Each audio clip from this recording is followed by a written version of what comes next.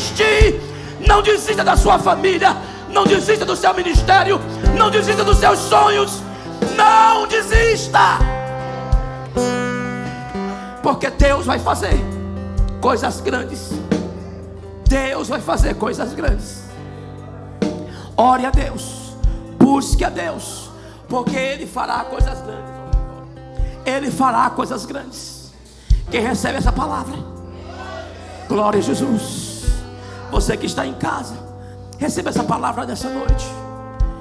Saia do comodismo. Deus vai fazer coisas grandes na sua vida. Levanta as tuas mãos. Faz algo em tua casa diferente. Prepara um cantinho de oração. Prepara um tempo específico.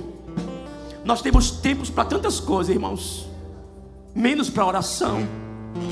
Mas não é oração de socorro. Senhor, me abençoe, toma minha vida, abençoe esse pão. Não, é uma oração de intimidade. Jesus, essa é a minha hora contigo, me visita nesta hora. Essa é a minha hora contigo, me visita neste quarto, nesta sala, neste cantinho de loja, nesse cantinho de trabalho. Meu Pai, me visita, Pai. Oh, Deus vai fazer grandes coisas. Mas nós precisamos nos mover em fé. Nós precisamos nos mover em fé. E Deus te trouxe aqui hoje para te dizer: mova-se em fé. Porque nós não vivemos por vista. Vou repetir: nós não vivemos por vista, nós vivemos por fé. Coloque o seu dízimo, sua oferta em suas mãos. Uma diaconisa, por favor. Domingo já não será mais assim, tá? Domingo vai ser diferente, o ofertório. Coloque o seu dízimo em sua mão, a sua oferta. Nós vamos louvar ao Senhor. Bem bonito, hein? Tem gente que traz dízimo e oferta para que está cansado. Libera essa adrenalina do teu corpo aí. Deixa Deus te usar. Quem aguentar pular, vem pulando, vem, sabe? Daquele jeito. Mas expressa essa alegria aí, porque não é por dinheiro não. É por uma semente. Amém?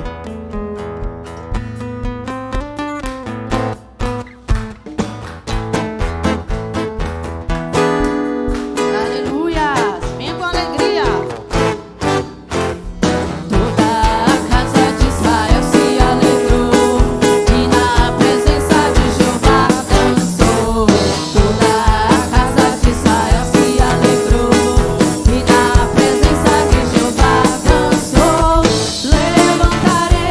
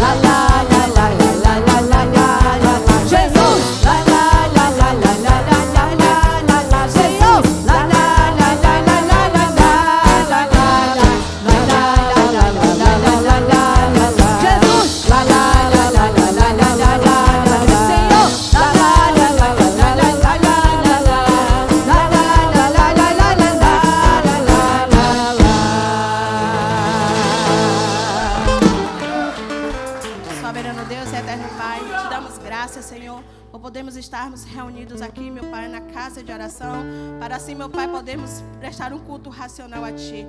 Deus, em nome de Jesus, visita a finança do Teu povo, Senhor. Pai, em nome de Jesus, como diz na Tua palavra lá em Malaquias 3, trazei todo o dízimo à casa do tesouro e depois fazei prova de mim. Estamos aqui, meu Pai, trazendo para que haja mantimento na Tua casa. Também, meu Pai, visita, meu Pai, os irmãos, meu Pai, na sua necessidade, naquilo que ele precisa e nos dando graça, Senhor. Ó Deus, porque a Tua palavra nos diz que a Tua graça nos basta. Obrigado, Senhor, por este momento e prepara o nosso coração, Senhor, para receber a Tua preciosa palavra. Te oramos e te agradecemos em nome de Jesus. Amém. Sente um pouquinho. Nós já chegamos no novo semestre, segundo semestre do ano. E eu queria te dizer que nada vai ficar como está. Declare em sua vida, declare sobre sua casa, que o Senhor é Deus na sua vida, sobre a sua saúde, sobre as suas finanças. O Senhor é Deus. Agora eu preciso crer nisso. Não será só palavras, eu preciso crer, eu preciso me movimentar nessa direção. Nós estamos com a campanha da cadeira. Cadê os que fazem parte da campanha das cadeiras? Ela virá nesse segundo semestre agora. Só tem 10 pessoas que vai sentar nas cadeiras novas. As cadeiras virão nesse semestre agora. Pela fé, mas ela vem. É um projeto caro, mas ela vem, em nome de Jesus. E já vem já. Amém? Então deixa Deus te usar. Traga a sua oferta da campanha. Não é? Tem algumas pessoas que que juntaram, Júnior, o tempo todo para trazer de vez. Ó, o Júnior está ligado. Então deixa Deus te usar com a campanha. E nós vamos estar neste mês de julho, irmãos, fazendo algo diferente para Deus. Diga, como assim, pastor? As sextas-feiras de libertação não serão mais as mesmas. Traga alguém. Porque do que adianta vir para o culto de libertação somente os vasos da casa? Traga alguém para receber uma vitória da parte de Deus. Traga alguém para receber da parte de Deus uma libertação. E este será o mês em que virão alguns pregadores. Cadê vocês? Vocês estão aqui?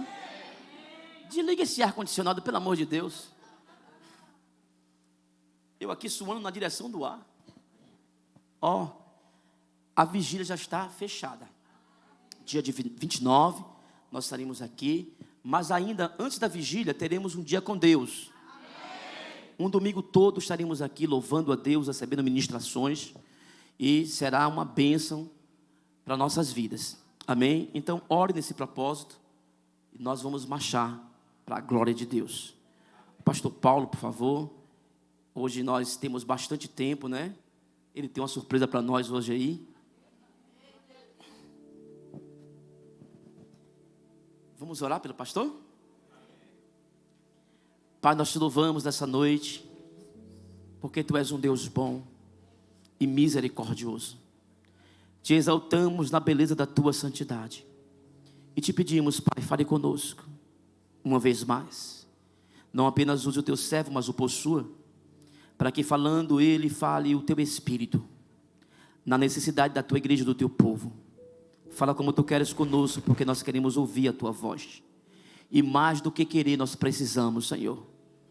Pai, abençoa o Teu filho, repreendendo toda ingerência do mal, Pai. Amarra agora, Pai, todos os demônios, Pai, que tentam nos distrair e tirar a nossa atenção, roubando e tentando roubar a semente.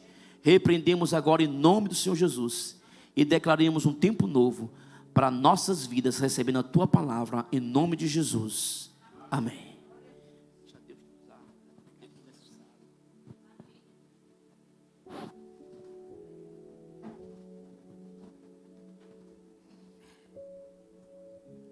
Pai do Senhor, meus irmãos.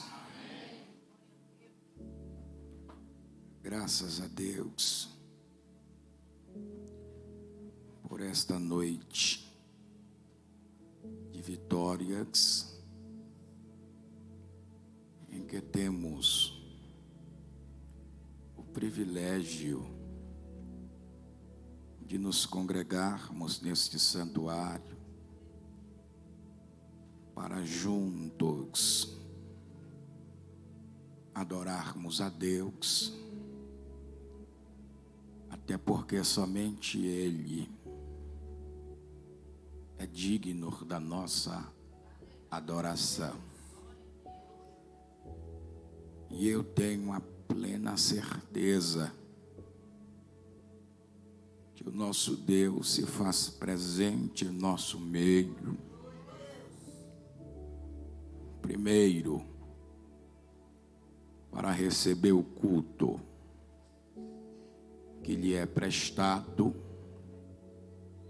e depois para dispensar-nos a sua palavra. Mesmo porque culto que é culto é de caráter bilateral. Isto é, ele tem duas partes. A primeira é de baixo para cima, e a segunda é de cima para baixo. Primeiro, os céus se calam para ouvir a igreja falar. Depois, é a igreja que precisa se calar para ouvir os céus falar. Culto que é culto é de baixo para cima e de cima para baixo. Amém? Livro dos Princípios.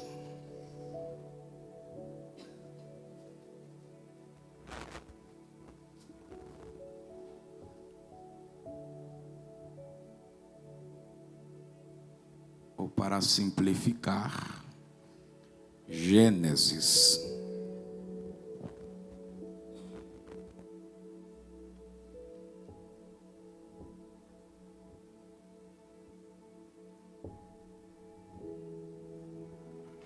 Queremos ler capítulo 6,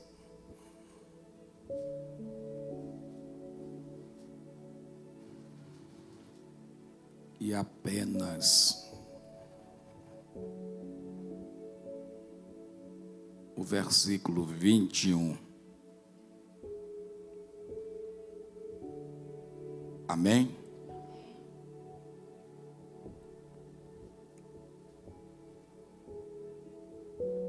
Antes de reproduzirmos o conteúdo sagrado, eu quero apresentar aos irmãos nosso mais novo material, Jabes, uma fantástica história de superação, orquestrada pela resposta de Deus a uma simples oração.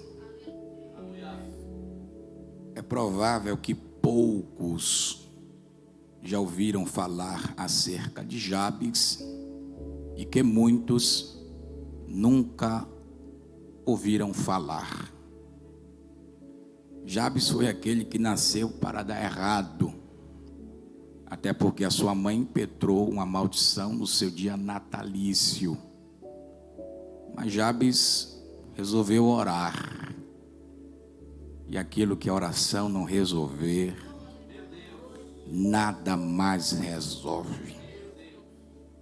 A despeito de ter nascido para dar errado, foi o que mais deu certo por causa de uma simples oração. Confesso aos irmãos que a minha intenção era pregar a respeito de Jabes nesta noite. Mas quando eu recebi o cartaz e vi que se tratava do culto da família, o meu coração ardeu para pregar esta palavra que logo estaremos fazendo menção.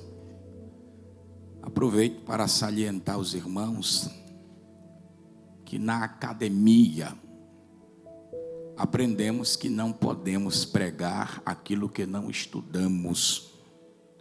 Isso é verdade. Mas ocorre que na igreja não se prega o que se estuda, se prega aquilo que Deus manda. Não é o que eu quero falar com a igreja, é aquilo que Deus tem reservado para a igreja. No final do culto estaremos ali. Adquira o seu exemplar. E em outro culto, talvez eu fale a respeito de Jabes. Amém? Pastor Antônio Filho, minha gratidão. O Senhor sabe que o convite da comunidade para mim é muito mais que um convite, é uma convocação. Não que nas outras igrejas seja diferente, mas há todo um preparo para vir ter convosco, esperando em Deus, que trabalha de maneira extraordinária.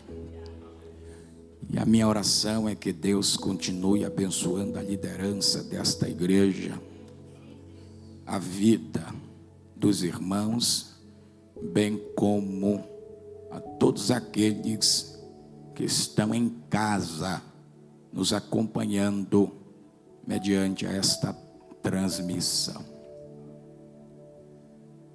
6:21. E leva contigo de toda a comida que se come, e ajunta para ti, e te será para mantimento a ti e a eles. Toda a igreja, apenas a parte A do versículo 1, 2, 3 e... Foi apenas um ensaio. Toda a igreja. 1, 2, 3 e... Pode melhorar. 1, 2, 3 e... Amém. Os irmãos podem se assentar.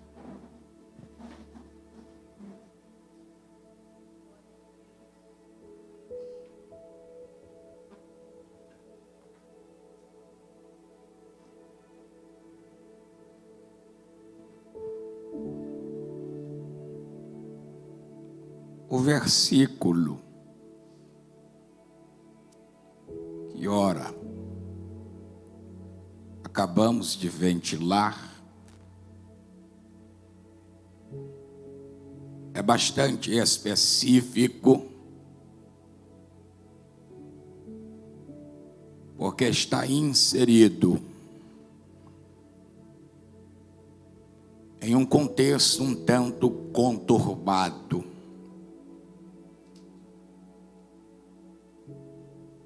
A bem da verdade que para entendermos o texto é necessário redesenharmos o contexto. A epígrafe do texto diz: a corrupção do gênero humano. Observe que Deus criou o homem para dar certo. Eu disse que Deus criou o homem para dar certo. O homem escolheu dar errado. O versículo 1 do capítulo 6 deixa bem claro. E aconteceu que, como os homens começaram a multiplicar-se,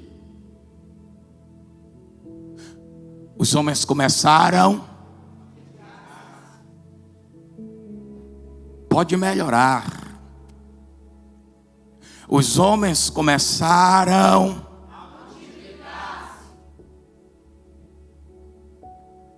Na gramática hebraica, a ideia de multiplicar-se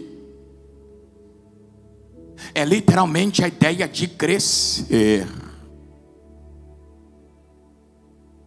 O que o texto está dizendo é que o homem começou a crescer. E o que mais mexe comigo é que Deus não tem problema algum com crescimento.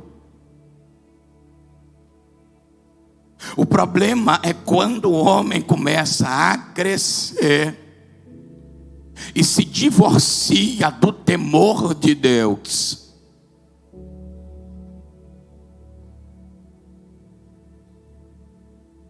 Se nós analisarmos minuciosamente,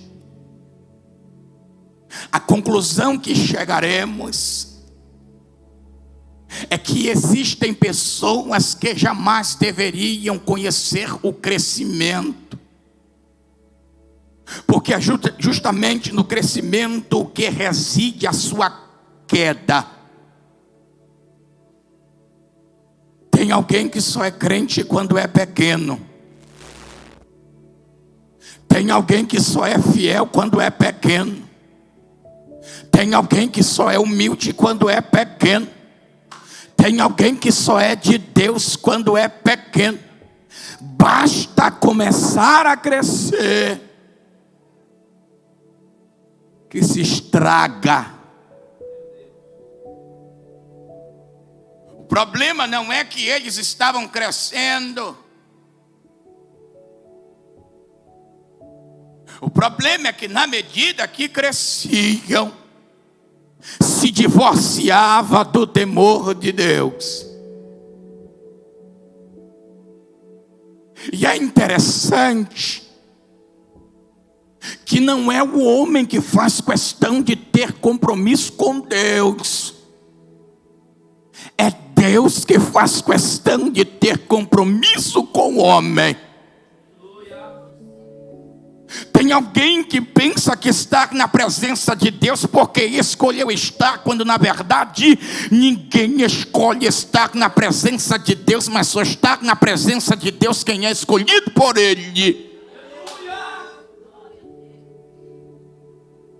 Não é porque eu quero, é porque Ele quis primeiro. Olha o que diz o versículo 3.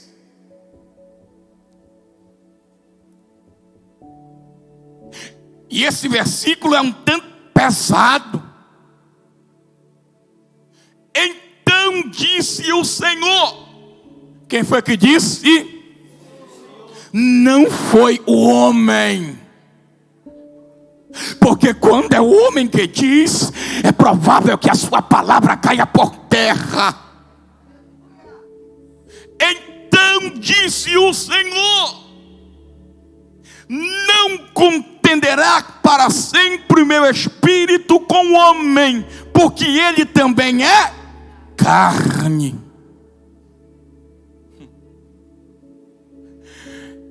E eu já tinha lido esse texto tantas vezes e nunca tinha sentido o seu peso. Olha o que Deus está dizendo consigo mesmo. Eu tenho brigado com o homem até hoje, mas eu não vou continuar brigando, porque o homem não quer nada.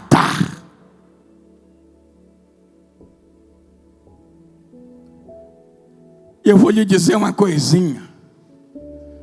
Se o pastor Antônio abre mão de você, você perde pouca coisa.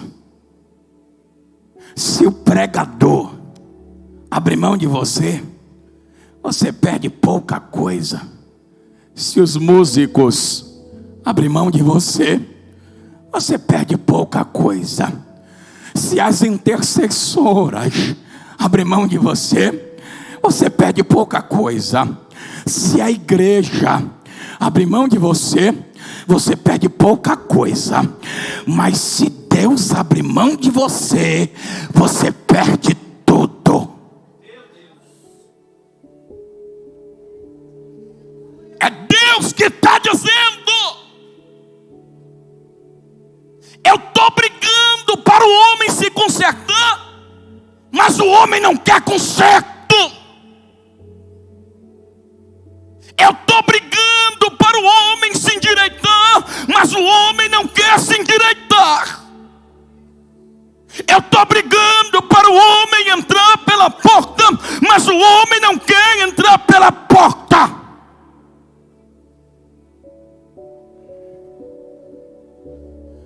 Servir a Deus não é para quem pode, é para quem quer. Deus estava dizendo: já que o homem não quer, eu deixarei de insistir.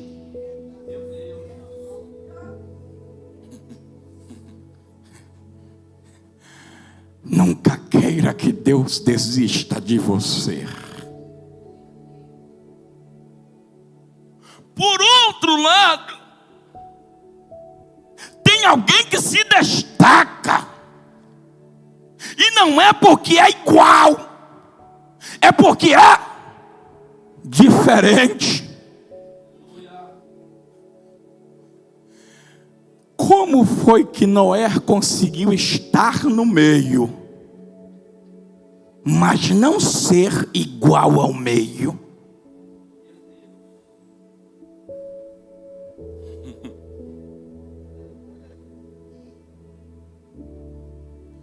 John Locke, um filósofo alemão que se tornou bastante celebrado por conta de suas tesituras a respeito da antropologia e da sociologia. Numa certa feita, ele estava discorrendo acerca do gênero humano e disse o seguinte: o homem é produto do meio. Com isso, John Locke estava querendo dizer: quem nasce no meio da mentira é mentiroso por tabela.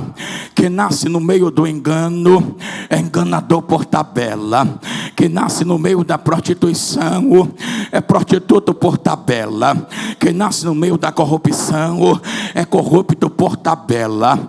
Mas Noé já estava jogando a tese de John Locke por terra, porque ele estava no meio, mas não era igual ao meio, não era igual ao meio.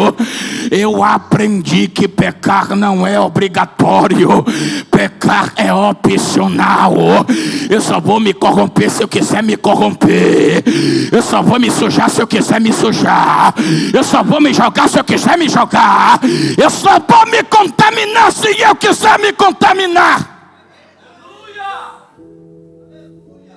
Você não é obrigado, você tem a opção.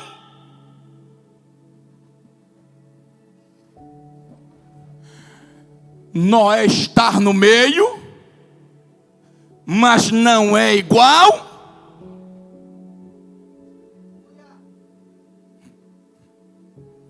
Versículo 13. Então disse Deus a Noé. Que coisa linda. Porque enquanto tem alguém se corrompendo, tem alguém que está ouvindo a voz de Deus. Na verdade, quando Deus quer falar, Ele não tem predileção de pessoa para pessoa. O diferencial não é se Deus fala, o diferencial é quem quer ouvir a voz de Deus. Enquanto estavam se corrompendo, Noé estava ouvindo a voz de Deus. Sabe o que foi que Deus anunciou a Noé? o apocalipse de seus dias. Porque se você parar para analisar detalhadamente, as palavras eram extremamente apocalipsistas. Foi Deus quem disse: o fim de toda a terra é vindo perante mim. Deus estava tratando acerca do apocalipse de Noé. O X da questão não é o apocalipse de Noé.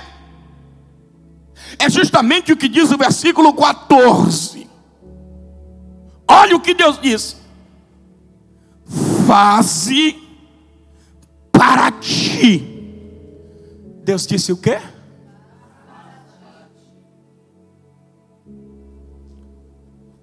Faze para ti. Deus disse o quê? Aí quando eu leio uma expressão como esta, de pronto eu me flagro refletindo: de quem era a arca? A arca era de Deus ou a arca era de Noé? A arca era de Noé ou a arca era de Deus? De quem era a arca?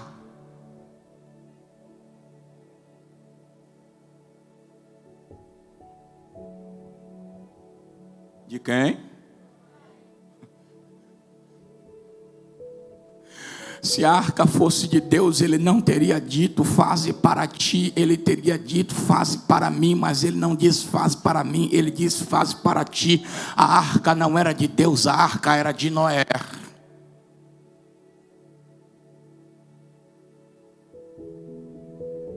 O que temos que entender aqui é que não se trata de quem tem direito de posse.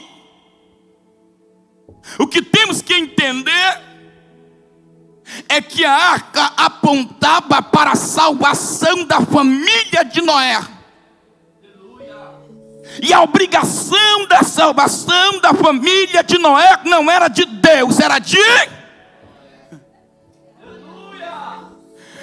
É que tem gente que se comporta como se fosse da inteira responsabilidade de Deus salvar sua família. E Deus está dizendo: eu vou lhe dar o projeto, mas quem vai ter que pagar o preço é você. Quem vai ter que construir a arca é você. Quem vai ter que trabalhar é você. Quem vai ter que se esforçar é você.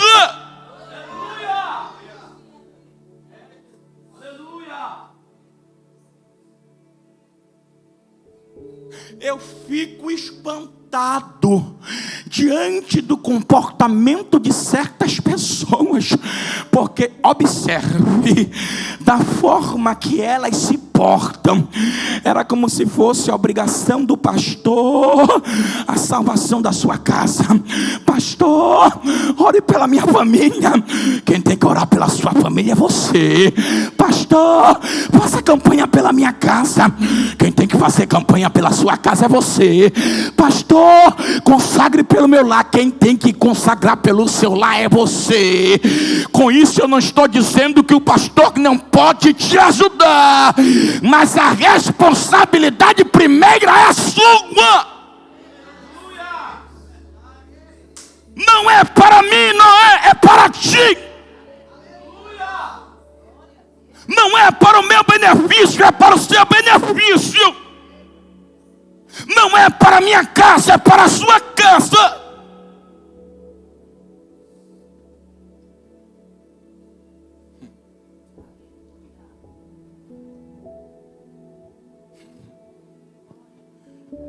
É para você.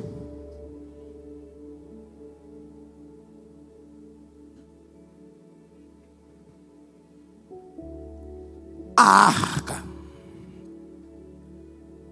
era apenas uma estratégia, porque o propósito mesmo era a família de Noé dentro da arca. De nada adianta trabalhar tanto em prol da arca, se no final das contas a família não estiver dentro da arca? Deus foi bastante específico, porque a arca deveria ser feita de madeira de gofer. Que Deus é esse? Quando você vai buscar a representação da madeira de gofer, o que você aprende é que se tratava de uma madeira extremamente difícil de ser trabalhada. O problema não é que a madeira de gofer é uma matéria-prima extremamente difícil de ser trabalhada. A questão é que tinha tantas outras madeiras que poderia muito bem servir ao propósito da arca. Mas então por que foi que Deus escolheu a madeira de gofer?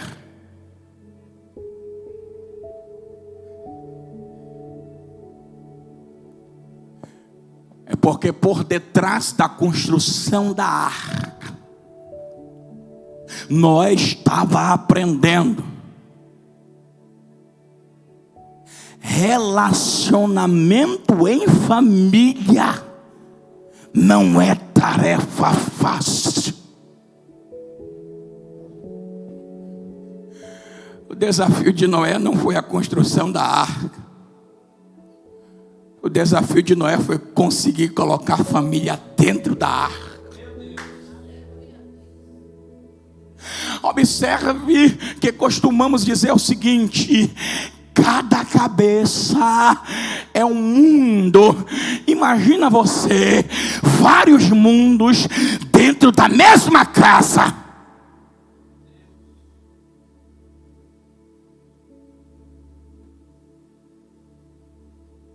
Quem foi que lhe disse que relacionamento em família é tarefa fácil?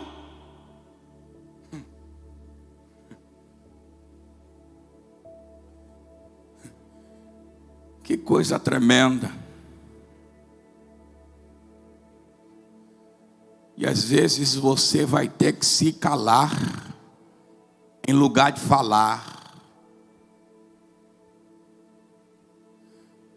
Outras vezes você vai ter que falar em lugar de se calar.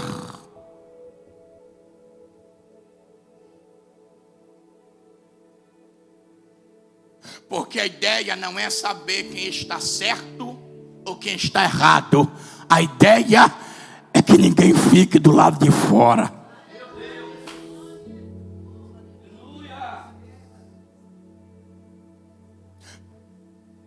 O texto continua. E betumarás. Como? Como? Continua. Quem está com a Bíblia aberta? E betumarás.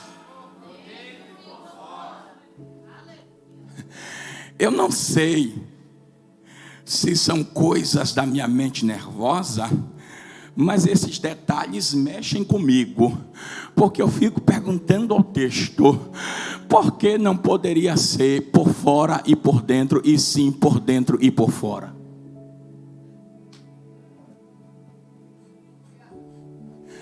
E o Espírito Santo me fez entender que a ordem dos fatores altera consideravelmente o resultado final.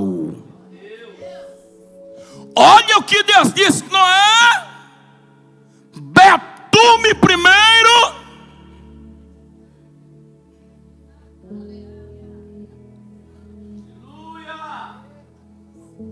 Quando terminar de betumar por dentro,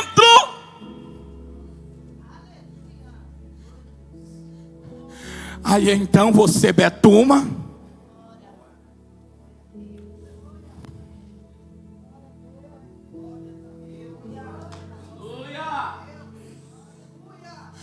O que Deus estava dizendo para Noé foi o seguinte: não se preocupe quanto àquilo que pode entrar. você precisa se preocupar primeiro quanto àquilo que pode sair.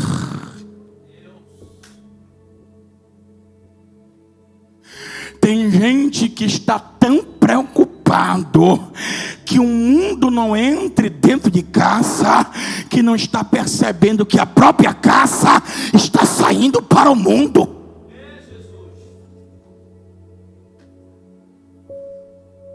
Betuma por dentro, porque se por dentro estiver betumado, quem estiver do lado de dentro não vai sair.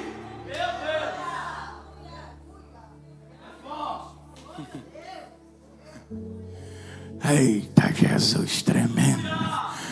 Eu posso ver pelos olhos da fé que os betumadores de Deus estão de plantão e estão dizendo: não iremos alterar a ordem que Deus estabeleceu. É betumar por dentro primeiro e depois por fora.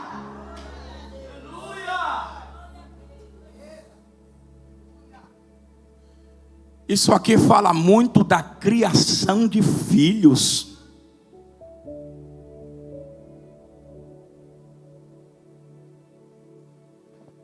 Eu gosto de ler Provérbios capítulo 22 e versículo de número 6. Note o que disse o proverbista Salomão: ensina o menino no caminho em que deve andar, e ainda quando crescer, não se desviará. A minha pergunta: o conselho de Deus é ensinar o caminho ou ensinar no caminho?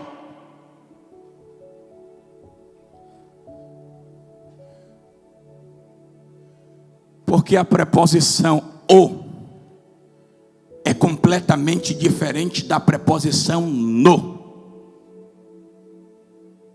Nós erramos quando ensinamos o caminho em lugar de ensinarmos no caminho.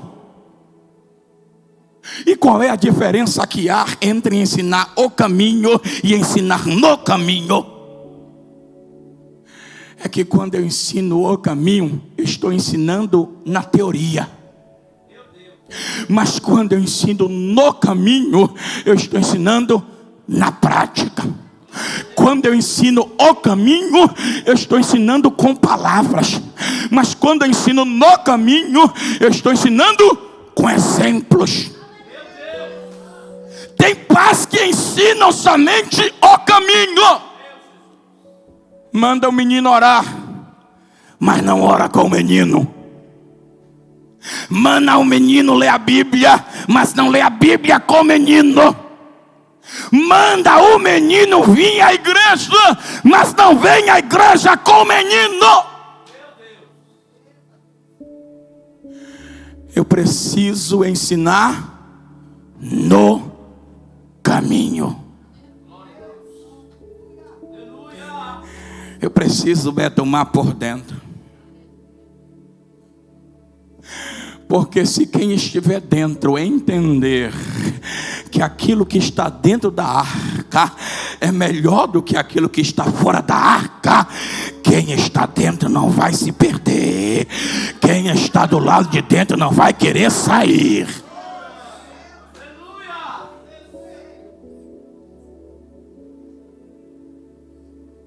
Versículo 16. E farás uma janela, e acabarás em cima.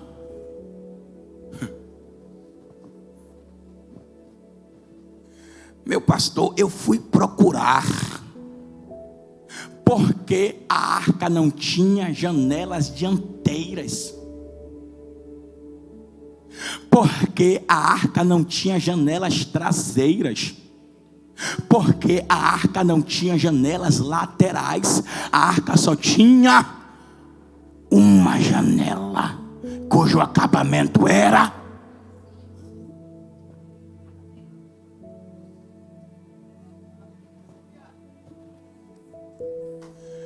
Somente para não perder o costume, pergunta para esse irmão para onde ele está olhando. Pergunta aí, vai, você está olhando para onde, meu irmão? Eita Jesus, para onde é que você está olhando? Eita, alguém já me confirmou que está olhando para cima. Eita, eu vou liberar uma palavra profética sobre a sua vida, porque não tem capeta do inferno que seja capaz de derrubar o crente que está olhando para cima. Ele pode até se levantar, mas é para cair, porque crente que olha para cima tem a garantia de cima que ele não vai cair.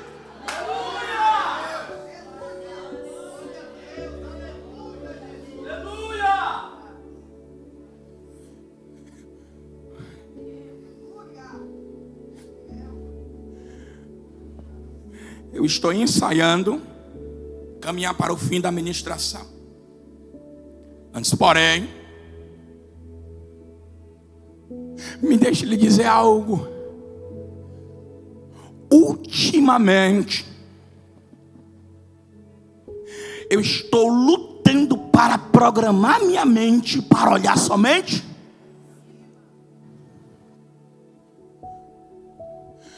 Porque enquanto estamos aqui cultuando, os escândalos estão acontecendo.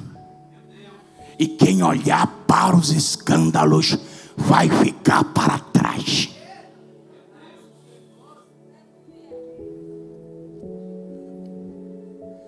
E numa certa feita, eu estava lecionando na escola bíblica dominical. É interessante que um aluno suscitou uma pergunta que eu a classifiquei como interessante, mas a sua motivação naquele momento era causar contradição. Olha a pergunta que ele fez: se Jesus era parte da Trindade Santa, então por que ele precisava orar? Minha mente é desbloqueada. A pergunta é interessante, mas no momento ele quis causar contradição. Na maior calma, respondemos: Jesus foi. Eu disse: Jesus foi. Eu disse: Jesus foi. Jesus foi. Jesus foi. Eu disse: Jesus é. Eu disse: Jesus será. Eu disse: Ele foi, Ele é e Ele será o maior líder que já existiu. E líder que é líder não dá ordens. Líder que é líder dá exemplo. Então Jesus precisou orar para nos deixar um exemplo de oração. O que eu aprendo aqui é que se eu olhar para Jesus, eu vou aprender o que é oração, eu vou aprender o que é comunhão, eu vou aprender o que é intimidade, eu vou aprender o que é obediência, eu vou aprender o que é adoração. Se eu olhar para Jesus, eu vou aprender a servir a Deus. O autor anônimo aos Hebreus foi bastante profundo quando entrou nesta questão. Isso está no capítulo 12 e no versículo 1. Olha só o que ele disse: nós também, portanto, que estamos rodeados por uma tão grande nuvem de testemunha, deixemos de lado todo o embaraço e o pecado que de tão perto nos rodeia, e corramos com paciência a carreira que nos está proposta. Versículo 2: olhando para Jesus, olhando,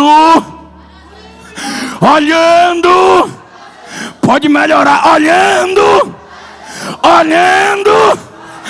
É por isso que a dificuldade bate na porta da comunidade, mas a comunidade continua marchando. É porque está olhando para Jesus. É porque está olhando para Jesus. Enquanto a comunidade permanecer olhando para Jesus, o Jesus da cruz vai continuar cuidando da comunidade.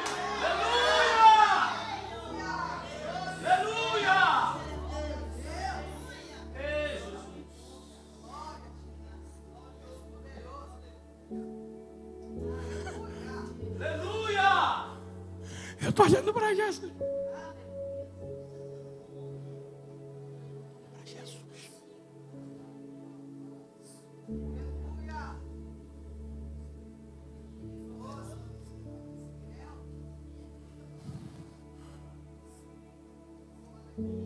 A janela acabava em cima, porque as águas do dilúvio é o juízo de Deus.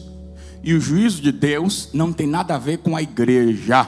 O que interessa a igreja está.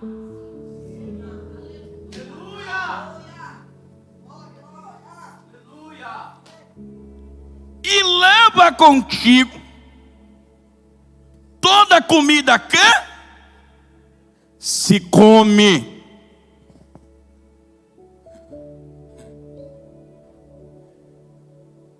E olha que a igreja repetiu 3 vezes. Justamente porque a intenção é que essa expressão fique reverberando em sua mente. E levarás contigo toda a comida que... E desde quando existe comida que não se come?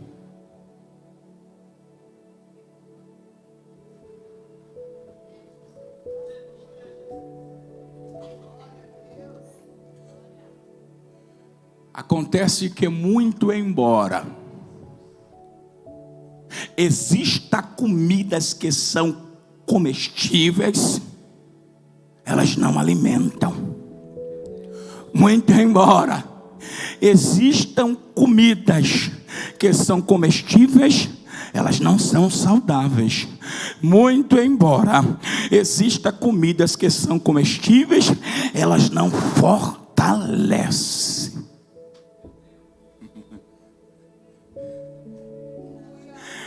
Pastor Antônio, sabe por que é que tem muita gente fraca em nosso meio? É porque está comendo comida que não se come.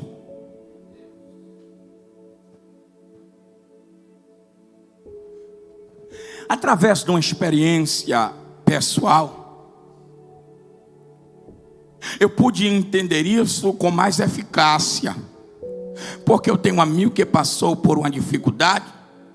E eu confesso aos irmãos que em dado momento cuidei que se tratava de um problema sério.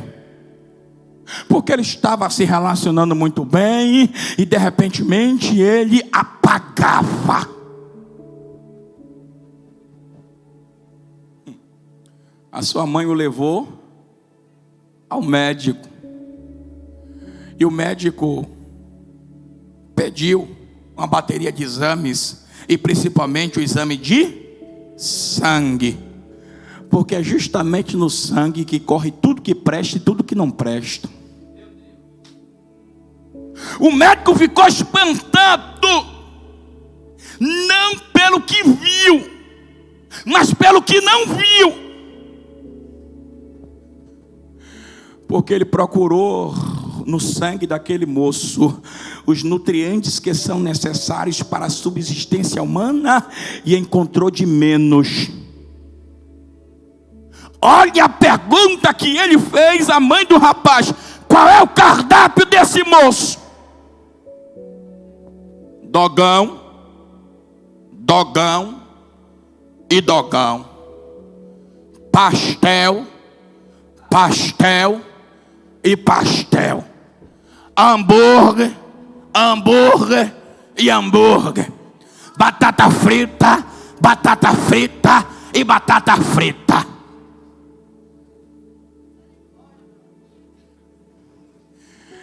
Em momento algum estou dizendo que é pecado comer uma guloseima desta natureza. O que eu estou lhe dizendo é que são tipos de alimentos que não alimentam, são tipos de alimento que devem ser consumidos de vez em quando. O médico perguntou: esse menino não sabe o que é feijão, não?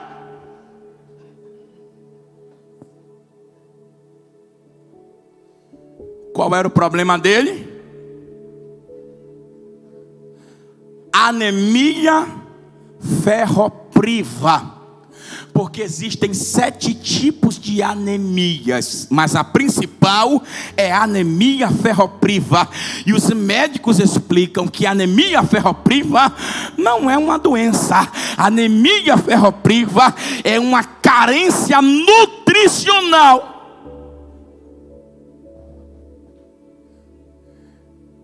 E ela gera 5 sintomas: palidez, fraqueza, dores de cabeça, tonturas e desmaios. Quando você pega esta palavra e leva para o âmbito espiritual, aí você começa a entender. Porque tem crente que está sendo recriado na base da Nutella. E eu tenho 33 anos. Eu receio que depois da minha geração desandou tudo. Foi quando inventaram a Nutella. Porque os meninos de hoje em dia não sabem mais o que é uma vitamina de abacate. Não sabem mais o que é um mingau de cachorro. Não sabem mais o que é uma canja de galinha.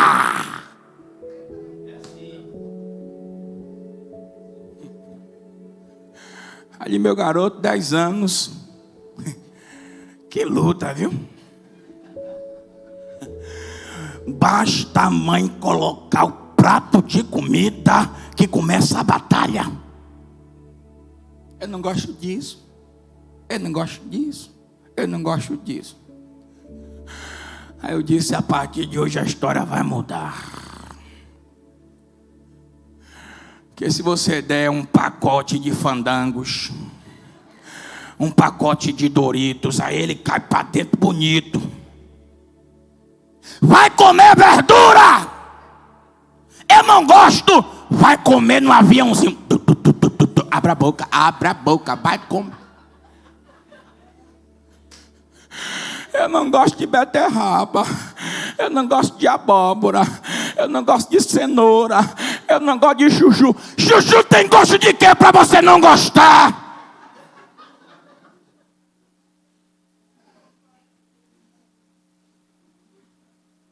Tem gente na igreja que está se alimentando somente de besteira, e aquilo que verdadeiramente alimenta, ele não quer se alimentar. Meu Deus, é hoje.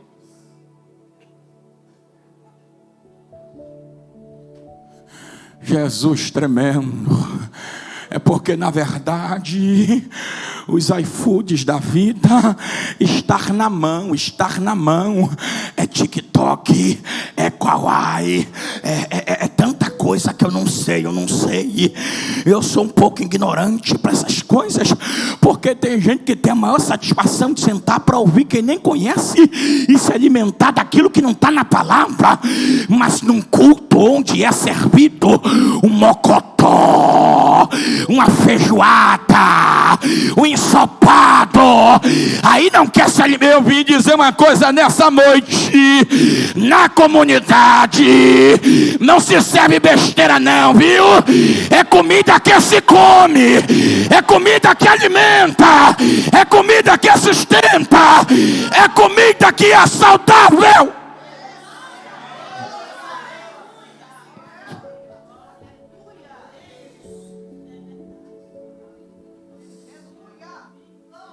Nem sempre eu terei que comer aquilo que eu quero comer. Eu tenho que comer aquilo que eu preciso comer.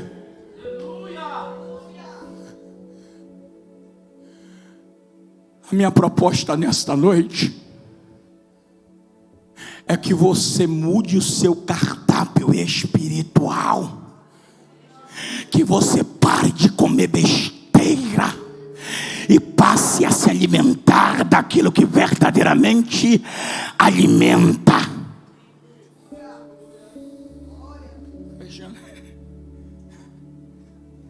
E a gente que aprendeu a comer tudo não tem besteira. Aí eu pregando em Serrinha, quando eu chego lá na casa do irmão, uma jaca cheirando mais que tudo. Eu digo, eu vou comer um pedaço dessa jaca meia-noite. O pessoal não come não, porque vai dar de barriga. Eu disse, como é que é? Eu vou comer sim, vou comer. Abriu a jaca meia-noite, tá quente, pau, pau, pau, pau. E ninguém sentiu dor de barriga. E foi só vitória.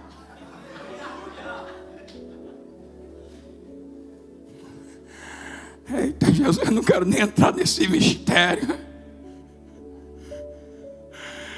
Crente que já comeu manga verde com sal, lá tem besteira para comer alguma coisa.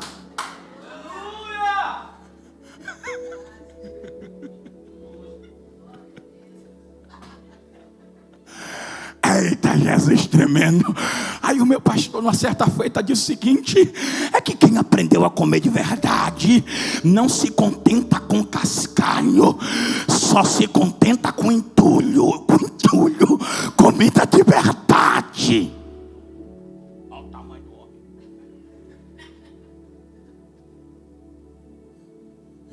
João capítulo 4, versículo 31. E os discípulos lhe rogaram dizendo: mestre, come. E Jesus respondeu dizendo: uma comida tenho que vós não conheceis. Versículo 33. E os discípulos diziam entre si: será que ele trouxe alguma comida?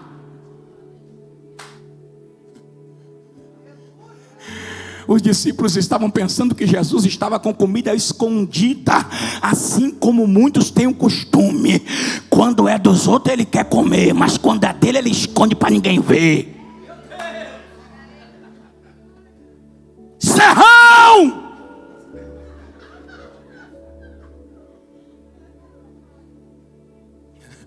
Eita papai que revela.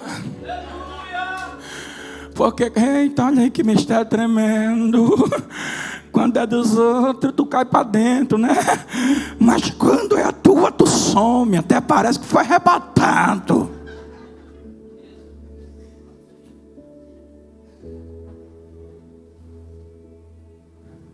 Já comecei a pregar, então eu tenho que terminar. Porque tinha alguns irmãos que só colava quando estava duro, quando estava com dinheiro sumia. A gente tem que começar a podar, né?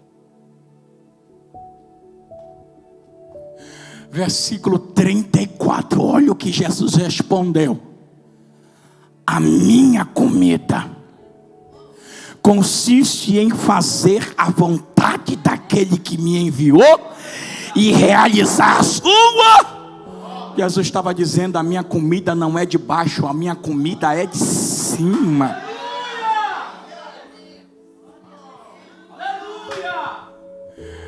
Vamos parar de empanzinar a nossa alma com coisas de baixo e alimentar a nossa alma com as coisas de cima.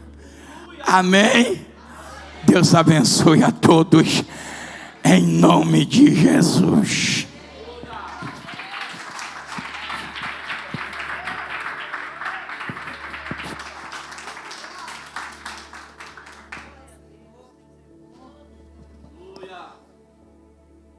Diga: Deus é bom. Quem se alimentou aí? É assim que Deus faz.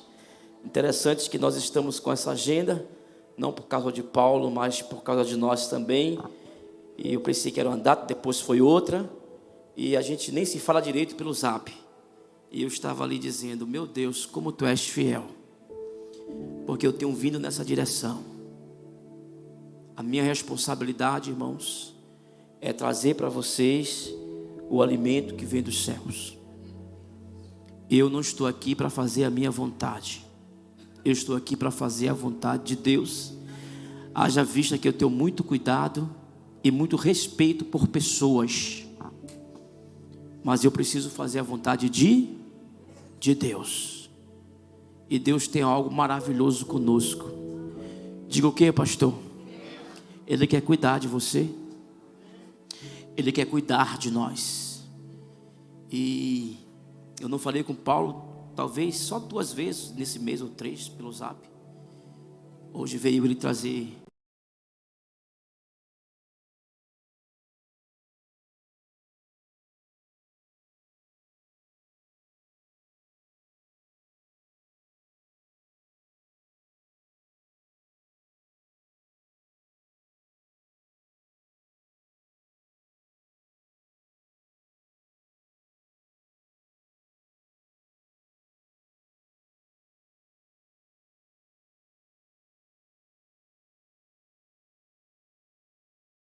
e parece que é uma revelação assim simultânea, né?